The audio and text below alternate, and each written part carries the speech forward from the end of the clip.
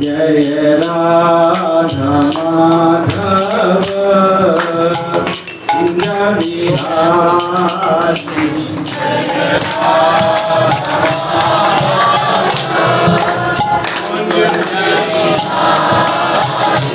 जय राधा माधव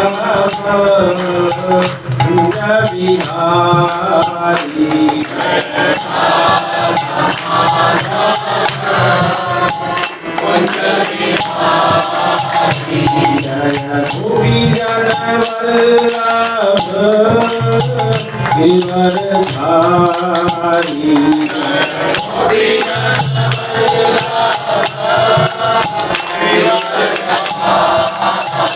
जय गोपी जन वल्लभ गिरधारी जय गोपी जन वल्लभ गिरधारी जय यशोदानंदन जननंदन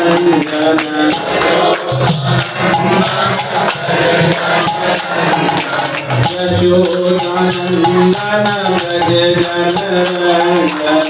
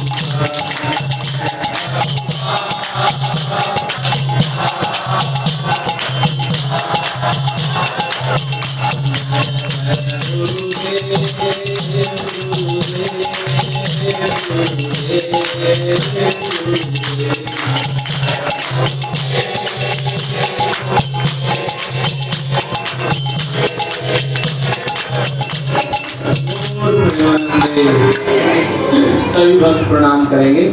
जय ओम विष्णुपाद परमहंस परिव्राजकाचार्य अष्टोत्तर श्री श्रीमद् अभय चरणारविंद भक्ति वेदांत स्वामी श्रीला प्रभुपाद की जय। जय ओम विष्णुपाद परमहंस परिव्राजकाचार्य अष्टोत्तर श्री श्रीमद् भक्ति सिद्धांत सरस्वती गोस्वामी शिला प्रभुपाद की अनंत कोटि वैष्णव वृंद की नामाचार्य शिला हरिदास ठाकुर की प्रेम से कहो जय श्री कृष्ण चैतन्य प्रभु नित्यानंद श्री अद्वैत गदाधर श्री वासादि गौर भक्तवृंद की श्री श्री राधा कृष्ण गोपिका श्याम कुंड राधा कुंड गिरी गोवर्धन की वृंदावन मथुरा धाम की पुरुषोत्तम क्षेत्र जगन्नाथपुरी धाम की नवदीप मायापुर धाम की, गंगा माई की, यमुना माई की, भक्ति देवी की, वृंदे देवी तुलसी महारानी की, युग धर्म नाम संकीर्तन की, हिताय गौर प्रेमानंदे। All glories to assembled devotees. All glories to assembled devotees. All glories to assembled devotees. All glories to Sri Guru and Gauranga Prabhupada ki jai.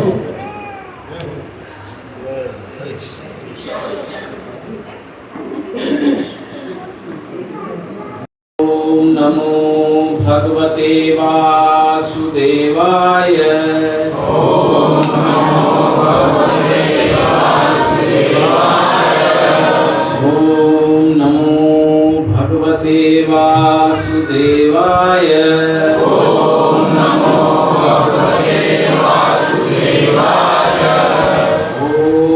नमो भगवते वासुदेवाय। ओम नमो भगवते वासुदेवाय। कृष्णाय वासुदेवाय। देवकी नंदनाय च। देवकी नंदनाय च। नंद गोप कुमाराय। नंद गोप कुमाराय। गोविंदाय नमो नमः। गोविंदाय नमो नमः। ओम ज्ञानतिमिरान्धस्य ज्ञानाञ्जनशलाकया चक्षुरुन्मिलितं येन तस्मै श्री गुरुवे नमः।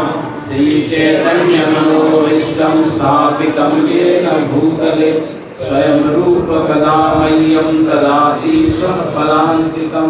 वन्दे अहं श्री गुरु श्रीयुतपदकमलं श्री गुरून् वैष्णवांश्च श्री रूपं साग्रजातं सरगण रघुनाथान्वितं तं सजीवं साद्वैतं सावधूतं परिजनसहितं कृष्ण चैतन्य देवं श्री राधा कृष्ण पादान् सहगण ललिता श्रीशाखान्वितान् च। हे कृष्ण करुणा सिन्धो दीनबन्धो जगत्पते गोपेश गोपिका कान्त राधा कान्त नमोस्तुते। तप्त कांचन गौरांगे राधे वृंदावनेश्वरी वृषभानुसुते देवी प्रणमामि हरिप्रिये। वाञ्छाकल्पतरुभ्यश्च कृपा सिन्धुभ्येव च पतितानां पावनेभ्यो वैष्णवेभ्यो नमो नमः। जय श्री कृष्ण चैतन्य प्रभु नित्यानंद श्री अद्वैत गदाधर श्रीवासादि गौर भक्तवृंद। हरे कृष्णा कृष्णा कृष्णा हरे हरे हरे राम राम राम हरे हरे। नमो विष्णुपादाय कृष्ण पृष्ठाय भूतले श्रीमते भक्ति वेदांत स्वामिनिति नामिने। नमस्ते सारस्वते देवे गौरवाणी प्रचारिणे निर्विशेष शून्यवादी पाश्चात्य देवतारिणे।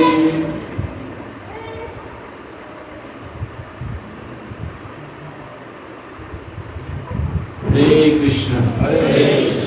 तो आप सभी भक्तों का आज के साप्ताहिक कार्यक्रम में हार्दिक स्वागत है, अभिनंदन है और विशेष धन्यवाद उन भक्तों का जो इस कार्यक्रम का आयोजन करते हैं और इस कार्यक्रम के आयोजन के निमित्त विभिन्न प्रकार की सेवाओं में वो भक्त लगे हुए हैं।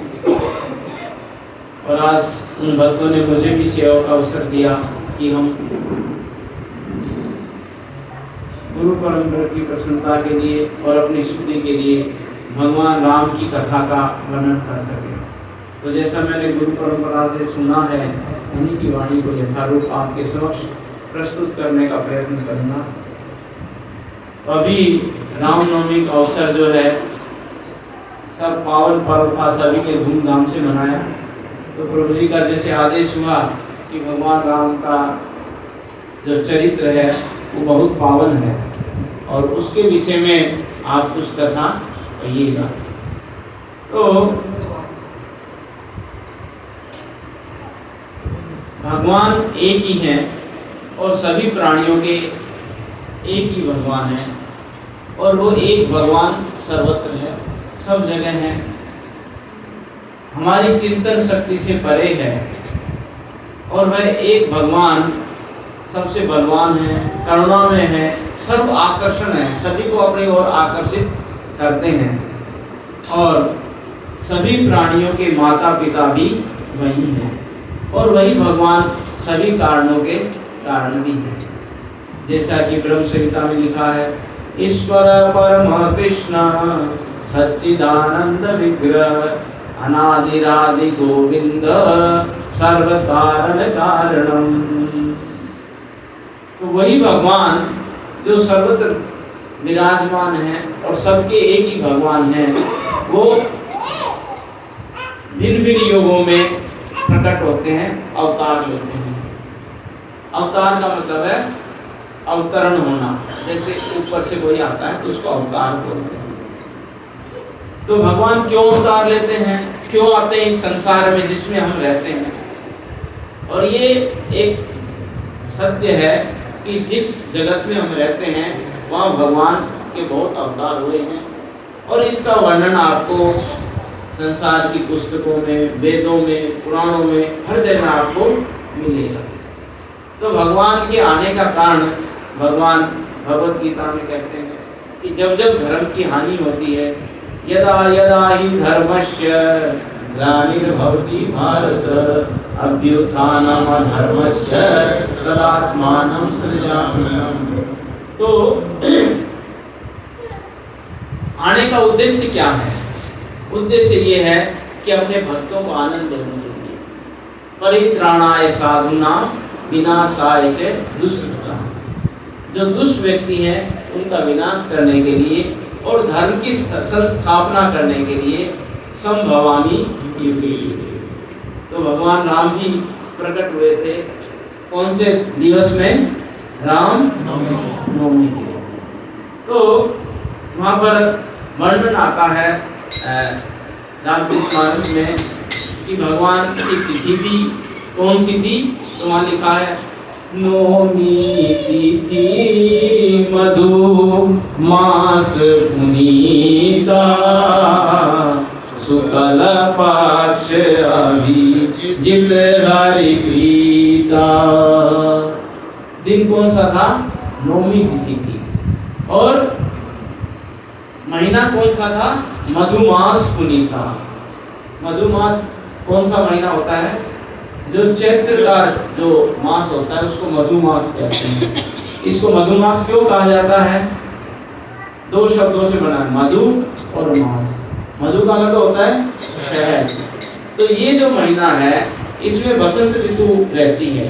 तो बसंत ऋतु में क्या होता है? बहुत ज्यादा फ्लावर्स होते हैं और फ्लावर्स होते हैं तो उनसे क्या होता है, जो मधुमक्खियां हैं वो बहुत ज्यादा शहद इकट्ठा करती हैं, इसलिए इस महीने का क्या नाम पड़ा? मधुमास। तो इस मधुमास में नौवीं तिथि को भगवान राम प्रकट हुए। और पक्ष कौन सा था? शुक्ल पक्ष। दो पक्ष देखो, 15-15 दिन का पक्ष होता है। एक शुक्ल पक्ष का मतलब जिसको देहाती भाषा में कहते हैं कि चांदनी रात है। एक कृष्ण पक्ष है जिसमें क्या होती है? अंधेरी रात होती है। तो जो शुक्ल पक्ष है, और फिर नक्षत्र कौन सा था? अभिजीत। अभिजीत नक्षत्र है। तो भगवान कृष्ण भी अभिजीत नक्षत्र में पैदा हुए थे, भगवान राम भी अभिजीत नक्षत्र में पैदा हुए थे। और ये तो तिथि होगी। समय कौन सा था? तो उसका भी वर्णन है कि मध्य दिवस अति शीतल घामा पावन काल लोक विश्रामा। मध्य दिवस, भगवान राम जो प्रकट हुए मध्य दिवस का मतलब दिन में 12 बजे। कैसा मौसम था उस समय? अति शीतल घामा। ये घाम जो है हरियाणवी शब्द है, ठीक है, जिसका मतलब है धूप, गर्मी। शीत का मतलब सर्दी, ना ज्यादा सर्दी थी ना ज्यादा गर्मी थी। और सब जगह जैसे हम देखते हैं कि इस शहर में कोई वीवीआईपी आता है, मान लीजिए प्रेसिडेंट आता है, प्राइम मिनिस्टर आता है, तो सारी सड़कें क्या कर दी जाती हैं, साफ कर दी जाती हैं, धो दी जाती हैं। और वो जो है जगह जगह पुलिस वाले खड़े हो जाते हैं, डायरेक्शन बताते हैं। यहाँ तक कि जो भिखारी होते हैं उनको भी वहाँ से हटा देते हैं, भाई आज जो है यहाँ नहीं रहना। तो ऐसे ही जब भगवान भी प्रकट होते हैं तो ये सारी जो प्रकृति है ये अपने आप में जो सौंदर्य है वो अपना पूरा बिखेर देती है। फूल हैं वो खिल जाते हैं, जो हीरे जवाहरात जो पहाड़ों के अंदर होते हैं वो छुपे होते हैं, वो स्वतः ही प्रकट होने लग जाते हैं। और हर जगह मंगल ही मंगल होता है। और एक और विशेष बात होती है, जो हृदय है सबके, उसमें क्या पैदा होती है, खुशी होती है। तो भगवान प्रकट हुए इस दिन नवमी को। और जब प्रकट हुए तो आपको पता ही है, राजा दशरथ, उनकी 3 रानियां थी। तो सबसे बड़ी रानी का क्या नाम था, कौशल्या। तो वहां पर जब माता कौशल्या और ये तीनों रानियां गर्भवती हुई, तो उसके बाद जो है किस तरह से, मैं थोड़ा शॉर्ट में बताऊंगा क्योंकि हमारे पास समय का अभाव है। तो भगवान माता कौशल्या के साथ सामने प्रकट होते हैं और इतना उनका सुंदर रूप था, उसको देख करके माता क्या हो जाती है, हर्षित हो जाती है। हरे प्रगट कृपाला दीन दयाला कौशल्या हितकारी, हर्षित महतारी मुनि मनहारी, अद्भुत रूप विचारी।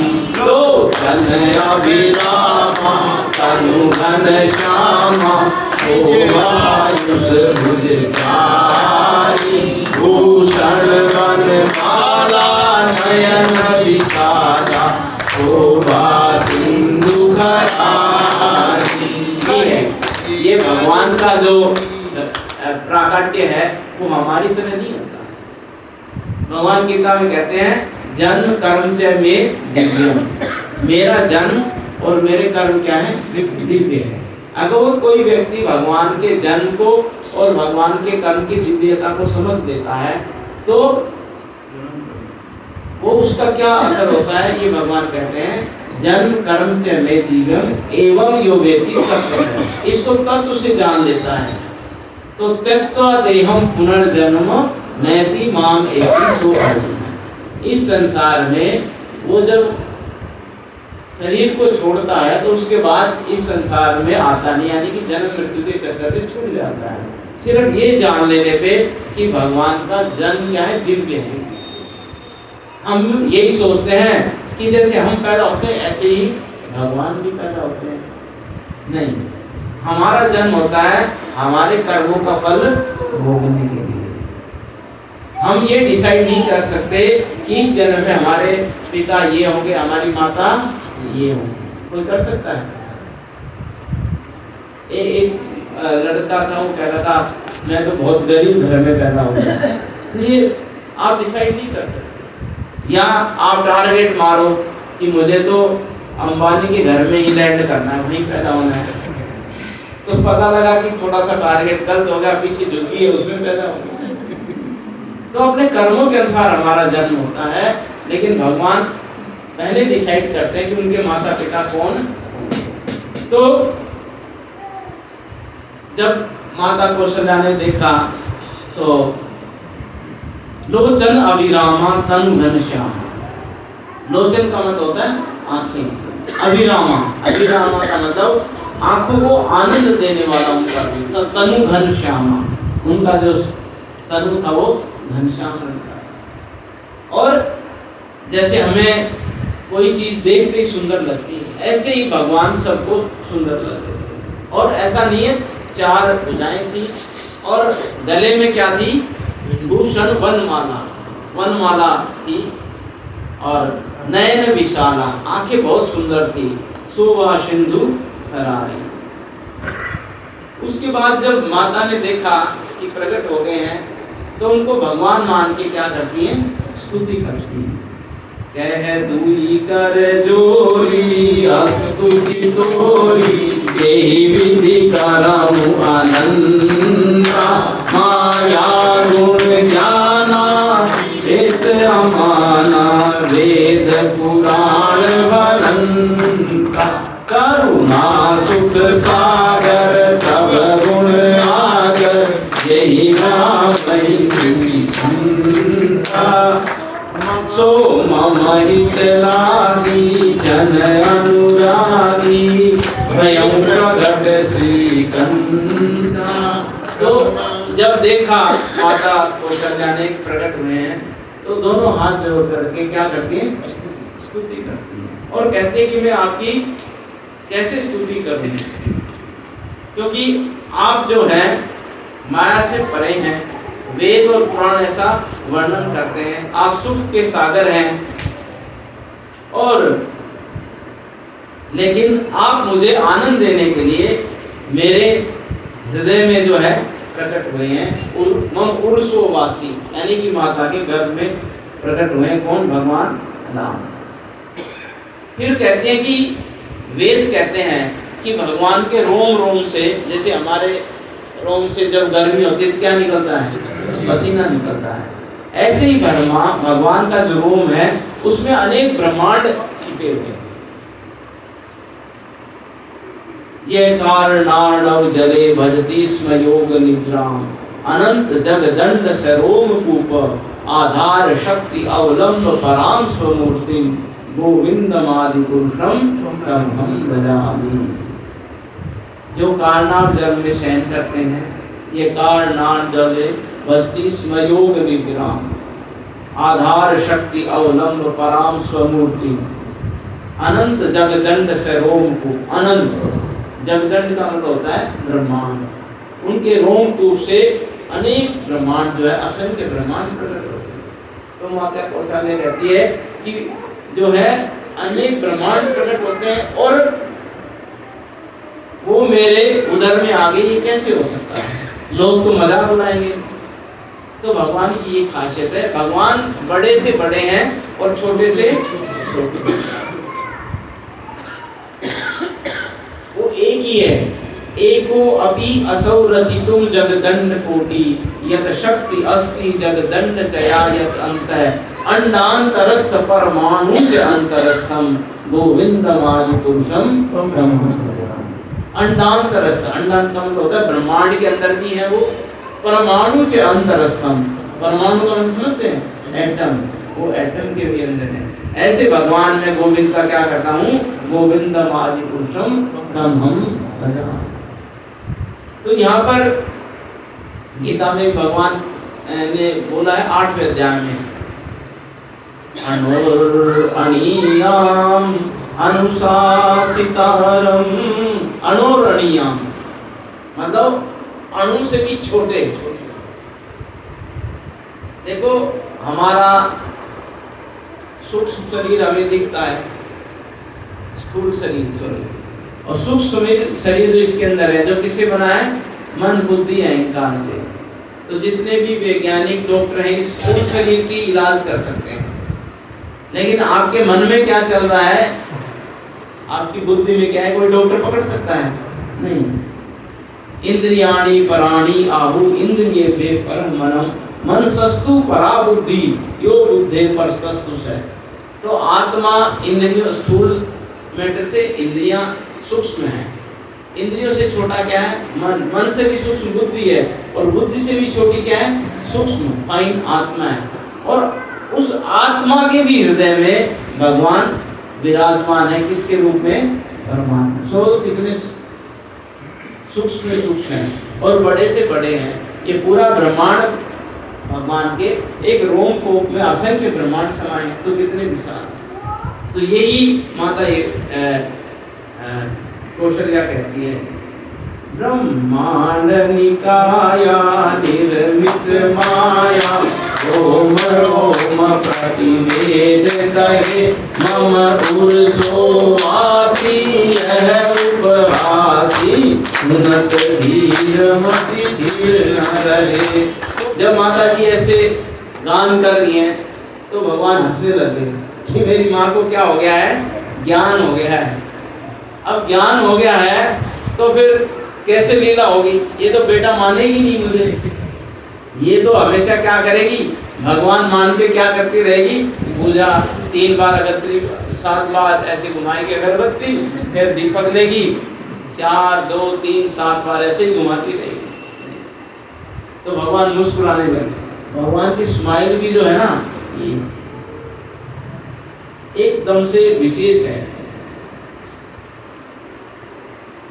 कंदर्प कोटि कमनीय विशेष शोभम गोविंदमादिपुरुषम कंधम। तो उपजा जब ज्ञाना प्रभु मुस्काना। फिर भगवान ने बताया कि देखो कि उनके पिछले जन्म की कथा सुनाई। किनकी? कि आपने तपस्या की थी पिछले जन्म में मनु और शतरूपा के रूप में, और आपने ये वरदान मांगा था कि मैं आपका क्या बनूं? पुत्र बनूं। और उसके बाद फिर क्या हुआ? जो जब ये सारी कथा सुनी तो माता कौशल्या के हृदय में वात्सल्य प्रेम कि पुत्र के रूप में भगवान को चाहने की इच्छा दोबारा। तो जो ज्ञान था वो भाग गया। अब कौन सा भाव आ गया? वात्सल्य। ज्ञान में भगवान मानती थी, लेकिन वात्सल्य भाव में क्या मान रही? अब ये तो मेरा बेटा ही है। और उसके बाद फिर रिक्वेस्ट करती है कि माता पुनि बोली सोमति डोली तजहु तात यह रूपा की जय शिशु लीला अति प्रिय शीला यह सुख परम अनुपा। माता पुनि बोली सोमति डोली। मति का मतलब समझते ना? बुद्धि। डोली, डोली का मतलब वो जो ज्ञान की जो मति थी वो भाग गई और ज्ञान चला गया और वात्सल्य भाव क्या हो गया? देखो कई रस हैं, वात्सल्य रस, माधुर्य रस, साक्ष्य रस, दास्य रस, शांत रस। ये जिन रस के अनुसार जो है भगवान का आदान प्रदान होता अपने भक्त। तो माता ने कहा कि जय शिशु लीला, अब आप क्या करो? बच्चा बन जाओ छोटा। ये सुख परम। हाँ, जैसे ही माता ने कहा कि आप छोटे बच्चे बनाओ, तो जो 4 भुजा थी उसकी जगह क्या होगी? 2। और एकदम से छोटा बच्चा बन के प्रकट हो गए। जैसे ही छोटे बच्चे बने तो जोर से क्या किया? रो पड़े भगवान राम जोर से। सुनी वचन सुजाना रोदन ठाना हुई बालक सुर भूपा यह चरित्र जगावई हरि पद पावई भव भूपा। सुनी वचन सुजाना रोदन ठाना, जोर जोर से भगवान रोने लगे और कहते हैं कि यह चरित्र जो गावी, जो इस चरित्र को गाता है सुनता है, वो क्या करता है? हरि पद पावे, यानी कि वो श्री हरि का पद पाते हैं और तेन परई भवकूपा, उनको बार बार भी इस भव सागर में नहीं पढ़ना पड़ता। तो आप सब ने इस चरित्र को गाया सुना, तो सबके लिए ये आशीर्वाद है। क्या है? कि आपको पुनरपि जन्मम पुनरपि मरणम पुनरपि जननी जठरे, ये विश्वास होने की बात है। कई तो कहेंगे प्रभु जी क्या पता सच है या नहीं, लेकिन जिसको विश्वास है उसके साथ ये निश्चित रूप से होगा, नहीं विश्वास है तो नहीं। तो भगवान जब प्रकट हुए तो बोला इनका नाम क्या रखें? तो उन्होंने कहा कि वशिष्ठ जी ने इनका नाम क्या होगा? क्या होगा? राम। उन्होंने कहा राम का मतलब क्या है? राम का मतलब है कि आनंद के सागर, सबको आनंद देने वाले होंगे, इसलिए इनका नाम क्या होगा? तो वास्तव में इस संसार में जितने भी प्राणी हैं सबको क्या चाहिए? आनंद चाहिए। चाहे देखो इस संसार में कितने लोग हैं, सब अलग अलग हैं। और आश्चर्य की बात देखो, वैसे तो युधिष्ठिर महाराज से पूछा था यक्ष ने कि कौन सा आश्चर्य इस संसार में, तो उन्होंने क्या बताया था? क्या बताया था? मृत्यु निश्चित है, फिर भी लोग भूल जाते हैं, यह आश्चर्य। उन्होंने कहा था हानि हानि भूतानि गच्छन्ति यमालम शेषा स्थावरम इच्छन्ति किम आश्चर्य अत्यतरम। लोग देखते हैं रोज रोज प्राणी गच्छन्ति यमालम, यानी कि मृत्यु को प्राप्त हो रहे हैं, यम के लोक में जा रहे हैं रोज पर, लेकिन शेषा जो बचे हुए हैं स्थावरम इच्छन्ति, वो चाहते हैं कि हम तो कभी मरेंगे। देखो रोज देख रहे हैं कि मेरा दादा मर गया, उसका दादा मर गया, उसका दादा मर गया, और मैं जो जिंदा हूं मैं सोचता हूं मेरा नंबर तो आएगा। किम आश्चर्यम अत्यपरम, इससे बड़ा क्या। लेकिन इससे बड़ा भी आश्चर्य मैं आपको बताता हूँ कि कितने तरह के लोग हैं इस संसार में। लगभग 7 अरब के पास आसपास पॉपुलेशन है। किसी आदमी का 2 का अंगूठा छाप मिलेगा? नहीं मिलता। आइस की जो पुतली है मिलती है? नहीं मिलती। लेकिन हर आदमी से पूछो वो एक ही चीज चाहता है, भगवान को मानने वाला है, भगवान को नहीं मानने वाला है। उसको पूछो क्या चाहिए आपको, क्यों ये काम कर रहे हो, तो क्या कहेगा मुझे क्या चाहिए, आनंद के लिए कर रहा हूँ। माला किस लिए कर रहे हो? आनंद के लिए कर रहा हूँ। गरीब अमीर छोटा बड़ा सबको क्या चाहिए? आनंद चाहिए। और वास्तव में उनको ये नहीं पता कि आनंद क्या है। आनंद कहो या कृष्ण कहो या राम कहो एक ही है। कृष्ण ही आनंद है, आनंद ही श्री कृष्ण है। लोग कहते हैं कि हमें आनंद चाहिए, तो वाल्मीकि महाराज रामायण में लिखते हैं कि संसार में कोई व्यक्ति ऐसा नहीं है जो राम का भक्त नहीं है। क्यों? क्योंकि सब किसके भक्त हैं? आनंद के भक्त हैं। सबको क्या चाहिए? आनंद चाहिए। और आनंद वेद भी कहता है आनंदमयो अभ्यासा। हम सब आनंद क्यों चाहते हैं? क्योंकि हम आनंद के ही अंश हैं, हम भगवान के अंश हैं, इसलिए हमें आनंद चाहिए। भगवद गीता में कहा भी है क्या? 15वें अध्याय का 7वां श्लोक, ममेव अंशो जीव लोके जीव भूत सनातन मन शस्त्राणि इंद्रियाणि प्रकृति स्थानी। रामचरितमानस में यही लिखा है, ईश्वर अंश जीव अविनाशी चेतन अमल सहज सुख राशि। उसको क्या चाहिए? सुख राशि, उसको सुख चाहिए। हम सुख सुख करके सूख जाते हैं, लेकिन सुख कोई कहीं सुख ढूंढ रहा है, कोई असली सुख तो आपने पकड़ा ही नहीं। वास्तव में अगर आपको आनंद चाहिए तो आपको आनंद के पास जाना पड़ेगा, आनंद से जुड़ना पड़ेगा, तभी तो आप आनंद मिलेगा। तभी आप जैसे कोई भी चीज का जो पार्ट होता है उससे वो मिलना चाहता है। जैसे मान लीजिए पत्थर है, इसको फेंकोगे ऊपर तो ये कहाँ आएगा? क्यों? क्योंकि ये पृथ्वी का पार्ट है, पृथ्वी का अंश है। जो पृथ्वी का अंश है ऊपर फेंकोगे लेकिन ऊपर नहीं रहेगा। ये किससे मिलना चाहेगा? पृथ्वी से मिलना चाहेगा। इसी तरह से अग्नि जलती है तो ऊपर भागती है, क्योंकि वो सूर्य का अंश है, वो उससे मिलना चाहती है। पानी समुद्र से उठ करके भाप बनता है, बादल बन जाता है, फिर अब बरसात आ गई तो नदी में गिरेगा, नदी से भी फिर बह करके किस में मिलना चाहेगा? इसी तरह से हम सब भगवान के अंश हैं, यानी आनंद के अंश हैं। हमें क्या चाहिए? आनंद चाहिए। आनंद से मिलेंगे तो हमें आनंद, ये मिलना योग कहलाता है। और इसका सबसे आसान तरीका है कि आप भगवान के नाम में और भगवान में कोई अंतर नहीं है। आप चाहे कृष्ण कहो या राम कहो, दोनों ही एक मतलब है। कृष्ण 2 शब्दों से मिलकर 3 है। कृष्ण प्लस न, कृष्ण का मतलब है ऑल अट्रैक्टिव। भगवान कृष्ण को अपनी ओर क्या करते हैं? आकर्षित करते हैं। और न का मतलब आनंद। भगवान सबको आकर्षित करते हैं और आनंद देने वाले हैं। और राम का मतलब भी ये है। इसलिए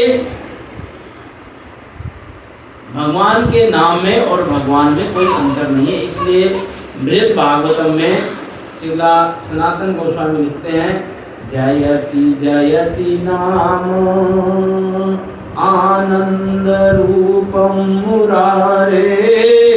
जयति जयति, जय हो जय हो। किसकी जय हो? नाम, भगवान के नाम की जय हो। नाम कैसा है? आनंद रूपम मुरारे। भगवान कृष्ण का नाम क्या है? आनंद का। जैसे रसगुल्ला कहीं से भी दबाओ, ऊपर से नीचे से क्या है? मीठा है। ऐसे ही भगवान में आनंद ही भरा हुआ है, ऊपर भी आनंद, नीचे भी आनंद, दाएं भी आनंद, बाएं भी आनंद। तो आनंद रूप है भगवान का नाम। जब आप भगवान का नाम लेते हैं तो इससे बड़ा आनंद, आध्यात्मिक आनंद कभी आपको मिलेगा नहीं। इसलिए हमें सदा ही भगवान का नाम लेना चाहिए। हरे कृष्णा कृष्णा कृष्णा हरे हरे, हरे राम राम राम हरे हरे।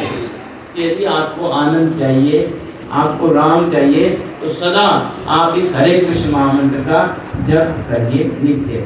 और ये पक्की गारंटी है कि आपको 100% आनंद मिलेगा, और वो आनंद मिलेगा जो आपको कभी नहीं मिला, और ऐसा आनंद मिलेगा जो हमेशा बढ़ता जाएगा। इस संसार के आनंद क्या है?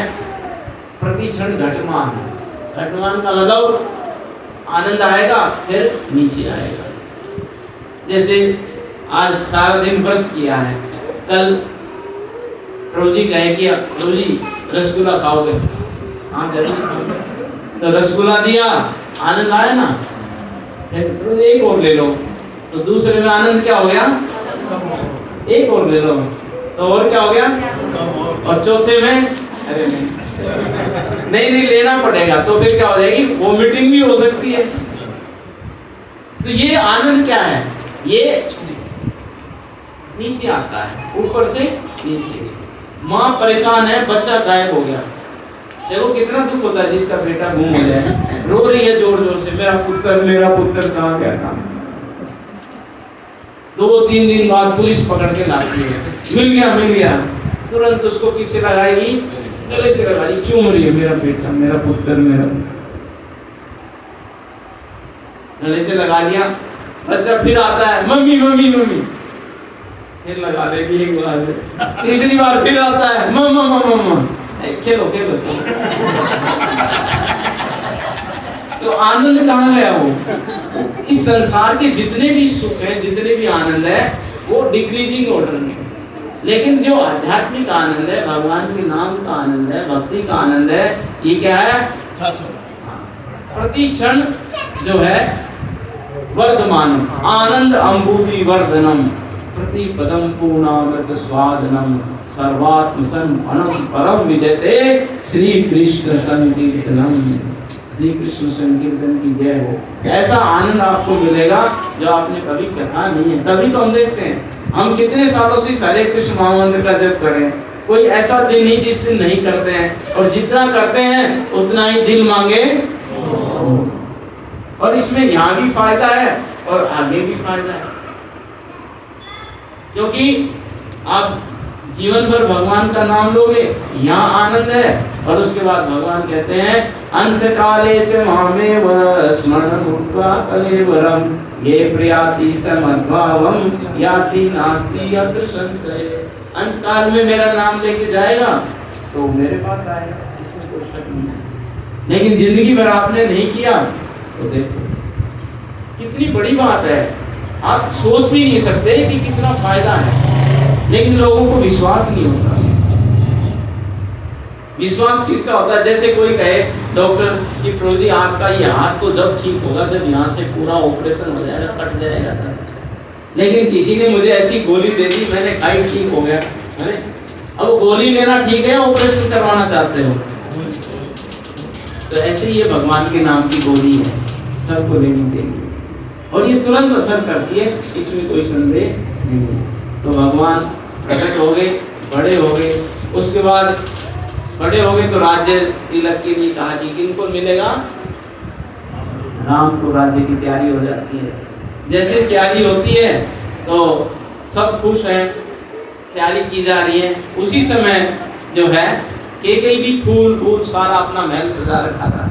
उनकी एक विशेष दासी थी जो शुरू से उसके साथ थी। किसके साथ थी? केकई देश से भी वही साथ से चल के आई थी। उसका क्या नाम था? हाँ, मंत्रा ने कहा ये क्या हो रहा है?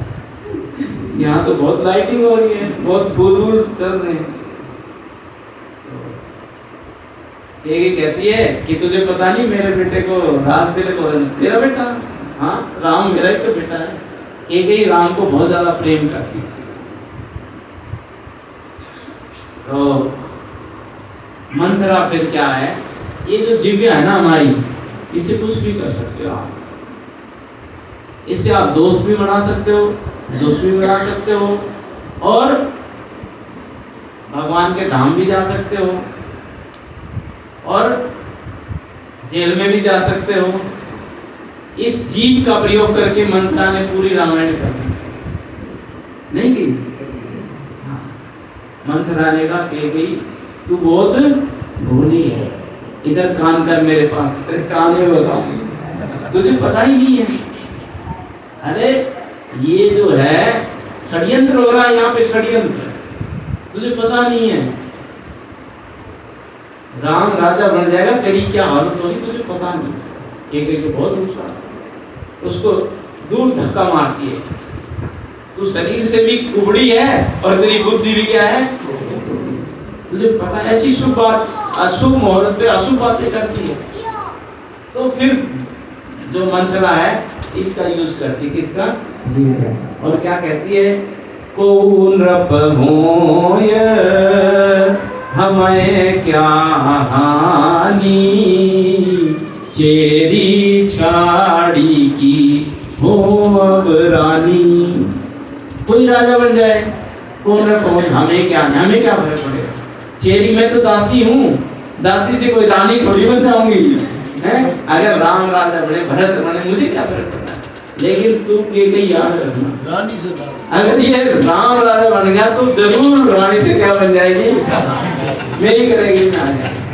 उसकी बुद्धि क्या हो गई, घूम गई। इस कथा से हम जो है शिक्षा ले सकते हैं कि हमें अपनी जिव्या को जो कंट्रोल में रखना चाहिए। इसलिए शास्त्र कहते हैं जिव्याग्रे वसति लक्ष्मी, जिव्याग्रे मित्र बांधवा, जिव्याग्रे बंधनम प्राप्तम, जिव्याग्रे मरणम ध्रुवा। इस जिव्या से आप लक्ष्मी कमा सकते हो, धन कमा सकते हो। सही प्रयोग करेगा ना जिव्या का, कमाते हैं लोग, खूब कमाते हैं, बोलने का ही कमा रहे हैं ज्यादा से ज्यादा पैसा, ठीक है। जिव्याग्रे वसति लक्ष्मी, जिव्याग्रे मित्र बांधवा। इस जिव्या का प्रयोग करके आप किसी को मित्र भी बना सकते हो, दोस्त भी बना सकते हो, और नहीं बना सकते। ये जिव्या देखो बिना हड्डी की है, 32 दांतों के बीच में रहती है। एक दिन जिव्या ने कहा दांतों से, भाई मैं अकेली हूँ, आप कितने हो, मेरे को चबा जाओगे किसी दिन, मेरे पे क्या करना, जरा दया करना। 32 के 32 दांतों ने हाथ जोड़ लिया, बोला नहीं नहीं, आप एक बार ऐसी वाणी बोलोगी, किसी ने मारा, हम 32 के 32 क्या जाएंगे। इसलिए जिव्या जो है उससे आप किसी को दोस्त भी बना सकते हो और दुश्मन भी बना सकते हो। बहुत सोच समझ के बोलना चाहिए। हम सारा दिन पटर पटर पटर कुछ ना कुछ बोलते रहते हैं। इसलिए रूप गोस्वामी जो है अपना जो ग्रंथ है, कौन सा ग्रंथ है, उपदेशामृत, उसमें पहला ही श्लोक लिखा है क्या, वाचो वेगम मन से जिव्या वेगम, वाचो वेग मन से क्रोध वेगम, यानी कि वाणी का वेग, मन का वेग और क्रोध का वेग। ये लेकिन और उदरो उपस्थ, ये वेग, जिव्या वेगम उदरो उपस्थ वेगम, इन वेगों को जो धीर व्यक्ति सहन कर ले सकता है वो पूरी पृथ्वी में शिष्य बना सकता है। तो देखो ये जिव्या और ये हमारा पेट और जननेंद्रिय एक लाइन में है, और जिव्या अगर कंट्रोल होगी तो आपका सारा कंट्रोल हो जाता है। क्रोध, आपको क्रोध आ रहा है, उस समय आप इस जवान को बोल रहा हूँ तो क्या हो जाएगा, शांत होगा ही नहीं होगा। लेकिन हमने देखा है जब क्रोध आता है तो ये ज्यादा जितना गुस्सा आता है एक दूसरे, जैसे आपको गुस्सा आ रहा है आप बोलोगे और मैं फिर उससे डबल बोलूंगा, ये बोलती रहती चुप ही नहीं होती, तो फिर होगा ही होगा। इसलिए आप इसको शांत कर लोगे तो क्रोध ऑटोमेटिकली शांत होगा। जीव्य आग्रह बंधनम प्राप्त। हम देखते हैं जीव के कांड क्या है, आदमी फंस जाता है। एक चूहा पिंजरा लगाते हैं हम, थोड़ी रोटी तो होती है, वो बाहर भी खा सकता है कहीं, लेकिन उसमें जाएगा और फंस जाएगा। मछली भी क्या करती है, वो जीव के स्वाद का काटे पर। मैंने अपने घर में देखा, एक चूहा आ गया, बहुत भारी चूहा था, पिंजरा हमारा छोटा था, मैंने वो पिंजरा लगा दिया। 1 घंटे में फटाक से आवाज आई, और बहुत भारी चूहा। बच्चे उसको छेड़ने लगे, छोटे छोटे बच्चे थे। मैं बोला इसको छेड़ूंगा तो ये निकल जाएगा, इसमें से भारी है। वो कहाँ मारने छेड़ा, निकल गया। अब क्यों आएगा भाई, इसमें अब फंस चुका, ये दोबारा थोड़ी आएगा। दोबारा पिंजरे को धोया अच्छी तरह, लगाया, लगाते 1 घंटे में फिर फंस गया। सोचो, जीव्य आग्रह बंधनम प्राप्त। जीव्य आग्रह के कारण क्या है, सारा दिन कुछ ना कुछ खाते रहते हैं, कुछ उल्टा सीधा खा लिया। तो इसलिए एक महात्मा कहते थे कि ज्यादातर लोग अपनी कब्र अपने दांतों से खोदते हैं। कब्र वैसे नहीं खुदती, किससे खोद रहे हैं, दांतों से। क्या खाना चाहिए क्या नहीं खाना चाहिए सब वैसे। इसलिए हमें क्या है, एक कृष्ण प्रसाद के सिवाय कुछ खाना नहीं चाहिए। अगर दिव्या को कंट्रोल करना चाहिए तो इसको भगवान कृष्ण को ऑफर करो, जो भी खाते हो, और फिर इसको दो, तब ये कंट्रोल हो सकती। नहीं कुछ कर लो, किसी की कंट्रोल नहीं होगी, चाहे आप कुछ कर लें। और जीव्य आग्रह मरणम ध्रुव। जीव्या के कारण मौत हो जाएगी आदमी के, अगर इसको कंट्रोल नहीं किया तो। जैसे हम देखते उदाहरण के शिशुपाल का, शिशुपाल राष्ट्रीय युद्ध में क्या कर रहा था, अगर पूजा के लिए भगवान को बिठाया, वहीं इसको शुरू हो गया। दिव्या को क्या कहा, गाली। हाँ, विष्णु पितामह को कह रहा है, ये विष्णु पितामह में क्या है, सठी आ गया है, बूढ़ा हो गया, इसको पता नहीं किसकी पूजा करनी थी, ये ग्वाले को बैठा दिया यहाँ पे, और भगवान को गाली दे रहा है। कह रहा है ये कृष्ण तो क्या है, एक कुत्ते के समान है, जो किसी दूसरे की आगे की रोटी को उठा के भाग गया। ये हुआ था शिशुपाल के साथ। शिशुपाल दूल्हा बन के बैठा हुआ था, ऐसे मारा मुला दाल रखी थी, और शादी होनी थी किससे, किससे, रुक्मिणी से। तभी भगवान आते हैं और रुक्मिणी का हरण करके, तो शिशुपाल ऐसे हुआ। भगवान ने कहा तुम्हारी माँ को मैंने वचन दे रखा है, 100 गलती माफ होंगी, तू शिशुपाल रुक जा, इस विकार को शांत कर ले। शिशुपाल ने गिन गिन के ये 99 और ये पूरे 100, तभी क्या हुआ, जीव्य आग्रह मरणम ध्रुव। अगर वो नहीं बोलता इस जीव्या, हम आप देखना अपने जिंदगी में अनुभव करना कि बहुत जरूरी है। अगर आप नहीं कंट्रोल करोगे इस जीव्या को तो अर्थ का अनर्थ हो जाएगा। 2 आदमियों का झगड़ा हो रहा है, एक चुप हो जाएगा, वो कितनी देर बोलेगा, लेकिन हम तो कह रहे नहीं, यहाँ से पूरा वेग निकलता है।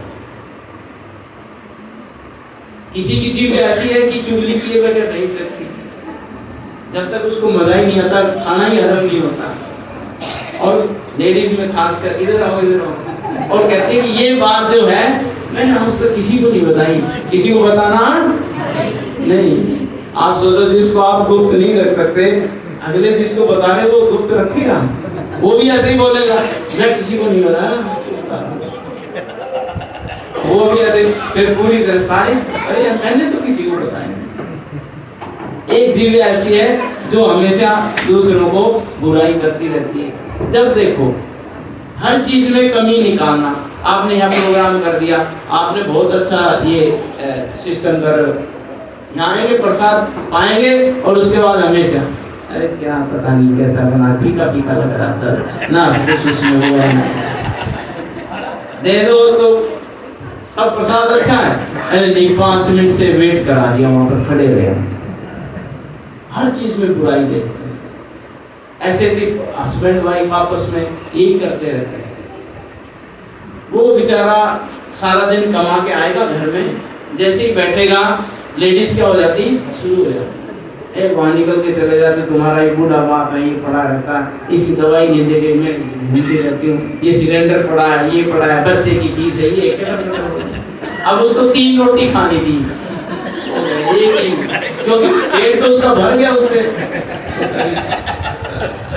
पानी पी के चला गया।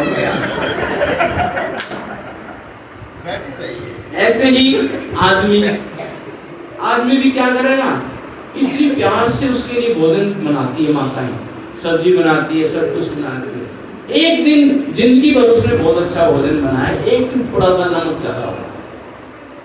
जिंदगी में कभी खाना ढंग का नहीं बनाता, कभी इतना नमक खा के कौन खाएगा? अरे भाई क्या कर रहा है, अभी सेवा ढंग से नहीं की, वो तुम्हारे लिए इतने प्रेम से बना रही है और आप उसको क्या है, भगवान का प्रसाद समझ के खाओ उसको। जब भगवान ने पा लिया है तो कंट्रोल करो जीविया को नहीं, और जब फिर ना वो चुप होगी ना वो चुप होगा, फिर क्या चलेंगे, युद्ध होगा, महाभारत हो जाएगा। अब यहाँ रामायण होगी, ऐसे महाभारत भी ऐसे हुई जीवेगा। द्रौपदी ने क्या किया था, दुर्योधन गिरा, द्रौपदी ने बोला अंधे का पुत्र हो गया क्या, महाभारत। ऐसे ही हम सब के घरों में भी यही महाभारत था, इस जीविया के। तो ध्रुव इसका मंथरा ने यही काम किया, और ये किया तो केकी ने कहा यही मेरी गुरु है, ये असली गुरु यही है, ये संग का रंग। आप किससे शिक्षा ले रहे हो, किससे इंस्ट्रक्शन ले रहे हो, ये बहुत जरूरी है। ये एसोसिएशन है, इस कथा से ये सुन सकते हैं कि हम किसका संग करना चाहिए। केकई ने संग किसका किया, अगर वो किसी और अच्छे आदमी से कंसल्ट कर लेती, भाई ये मंत्र ऐसे कह रही है, गुरु के पास जाती, मुझे क्या करना चाहिए, वशिष्ठ जी के पास, वहां नहीं गई, उसने किसको गुरु बना लिया। और ये इससे पता लगता है कि association, a man is known by the company he keeps. एक व्यक्ति जाना जाता है कैसी संगति में वो रहता है। गंदी और लोहार की देखो बैठ दुकान, यदि गंदी कुछ दे नहीं तो भी बांस सुबास। आप सफेद कपड़े पहन लो, लोहार की दुकान के पास खड़े हो जाओ, बस कुछ मत बोलो, उसकी धूपनी से जो काला धुआं आएगा उससे कपड़े क्या हो जाएंगे, काले हो जाएंगे। इत्र वाले के पास चले जाओ, वहां की आएगी खुशबू, वो कुछ कोई नहीं रोक सकता। इसी तरह से हमें जब भी अवसर मिले सत्संग करना चाहिए। आप लोग भाग्यशाली हो, ये समय आपने निकाला है। आजकल तो टीवी है, इंटरनेट है, मोबाइल है, व्हाट्सएप है, सारा दिन उसी का ही संग करते हैं। एक दिन में लोग पता नहीं कितने घंटे इस पे बिताते हैं, और ये माया का सबसे बड़ा हथियार है कलयुग में, इसे किसी को भी गिरा देती माया। अजामिल ने एक बार ही तो दृश्य देखा था वैश्या और उनको आपस में, और इसमें तो पता नहीं क्या क्या देखते हैं, कितनी बार देखते हैं। सोबरी मुनि ने मछलियों को एक बार ही देखा था अपना आपस में प्रेम करते हुए, और यहाँ तो पता नहीं कहाँ उनसे पड़े हो, पता निश्चित है। इसलिए साधु का संग करना चाहिए। साधु संग सर्व शास्त्र कहे, लव मात्र साधु संग सर्व सिद्धि। फिर हम कहीं साधु का संग, लोग क्या कहते हैं, साधु के पीछे पड़ जाते हैं, अरे हम तो संग कर नहीं रहे प्रभु, कभी साधु का संग हमें मिला ही नहीं, मतलब उसके जब तक पास नहीं बैठेंगे उसको संग मानते नहीं। संग का मतलब है टू फॉलो द इंस्ट्रक्शंस। साधु ने जो इंस्ट्रक्शन दिए उनको फॉलो करना है, ये संग। आप जिंदगी भर भी साधु के साथ रहिए, अगर उनकी बात नहीं मान रहे तो कोई असर आप पे होने वाला नहीं है। ये लिखवा के लेंगे। जैसे मान लीजिए ये लोहे का बर्तन है, और इसको अगर पारस मणि से छुआ दिया जाए तो ये क्या बन जाएगा, सोना बन जाएगा। लेकिन मैंने क्या किया, पारस मणि को रुई में लपेट के और इसके अंदर डाल दिया। अब देखो ये जिंदगी भर जो है पारस मणि के साथ रहेगा, इसके अंदर रहेगी पारस मणि, लेकिन ये सोना ऐसे ही आप साधु के पास जिंदगी भर रहो। लेकिन ये आपने अपनी कोटिंग कर ली, ऊपर किसकी कर ली, रुई की। नहीं, वो जो बोलेगा इधर से आएगी और इधर से चली जाएगी, या अंदर ही नहीं आएगी, पूरी वहीं से रिफ्लेक्ट हो जाएगी। इसलिए संग भी करो। आप यहाँ सुनते हो प्रभु जी, जिस दिन सुनते हैं उस दिन तो अच्छा लगता है, फिर 7 दिन बराबर कोई पढ़ता है जाकर के भगवत गीता, यहाँ सुनते हो कोई पढ़ता है, कौन भक्त है जो डेली पढ़ता होगा, या इसके बाद पढ़ने के बाद लोगों से पूछता होगा ये मेरा क्वेश्चन है, ये मेरा क्वेश्चन है। तो इसलिए एसोसिएशन का मतलब है आप यहाँ एसोसिएट करो तो उसका कोई असर दिखना चाहिए, नहीं तो फिर कोई, फिर तो वही है कि कोई असर हुआ नहीं है हमारे बोलने का, आपके सुनने का कोई असर नहीं। एक लड़की थी, उसकी शादी हो गई, नहीं शादी होगी तो वो जिस घर में गई ना वही काम करती थी जो पहले करती थी। क्या करती थी? दूध निकालने जाती थी तो पहले आधा वही पी लेती थी, फिर आती थी, घी का कुछ करती थी तो उसमें कुछ कर लेती थी। सास ससुर परेशान हो गए, शिकायत की पिताई से, क्या ये लड़की आपकी पता नहीं दूध निकालती है तो आधा वहीं भी आती है और कुछ करती है, काम जाती है तो वहीं खड़ी रहती है, घंटों बातें करती है, इसको यही नहीं पता क्या करना क्या नहीं। पिताजी ने बुलाया, बोला बेटा ये देखो ऐसा है, अपने घर में तो जैसे था ठीक है चल गया, लेकिन वहाँ पर आपको क्या है थोड़ा ध्यान रखना है, शुद्धता का ध्यान रखना, ये करना, सास ससुर से रहना है। पूरा 1 घंटे पूरा लेक्चर दिया। 1 घंटे लेक्चर देने के बाद पिताजी ने पूछा बेटा समझ गए? तो लड़की ने क्या कहा, पिताजी ये जो बिल था इसमें 100 मकोड़े घुसे और 101 बाहर निकले, बताओ। लड़की ने क्या कहा, 100 बिल में घुसे और 101 बाहर निकले, इसका उत्तर दो। पिताजी ने क्या कर लिया, क्यों पकड़ लिया? अरे 1 घंटे से मैं इसको बोल रहा था लेकिन ये क्या कर रही थी, मकोड़े गिन रही थी, मतलब सुना नहीं। इसलिए आप साधु संग करते हो तो उसका असर भी तभी होगा जब उसमें एक्ट करोगे। तो इस कथा से अब हम यही विराम देते हैं, समय हो गया है।